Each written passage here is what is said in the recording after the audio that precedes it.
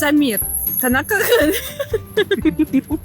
Samir, qanaqa qilib vizani oldingiz? Men O'zbekistondagi Star Study jamoasining ofisiga bordim. Birinchi qiladigan ishim ulardan maslahat olish edi. Chunki men qanaqa hujjatlar ketadi, qanaqa yo'lni bilmasdim uncha. Hujjatlarni hammasini Star Study hammasi tayyorlab berishdi. Eng qizig'i ko'p narsa talab qilinmadi mendan. Asosiysi o'sha dokumentlarni, kerakli dokumentlarni vaqtida olib borishdi. Bo'ldi. Shunaqa qilib vaqtimiz o'tdi, ozgina vaqt o'tib, o'sha hamma dokumentlarim tayyor bo'ldi. Tayyor bo'lgandan keyin o'sha vizaga kirdim. Vizaga kirganimda o'sha pasol savol bo'ladi. Bu savol 3 ta savol bo'ladi. Eng qiziq savol shu, что pasol sizdan so'raydi, Chexiyaga nimaga ketyapsan?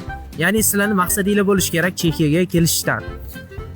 Shu savollarga javob berasizlar. Bu birinchi savol. Ikkinchi savol, qanaqa o'qishda o'qiysan? Yo'nalishing qanaqa deyishi mumkin. Shu savollar tushishi mumkin. Eng asosiysi, hayajonlanmasdan chiroyli javob bersanglar, hammasi yaxshi bo'ladi.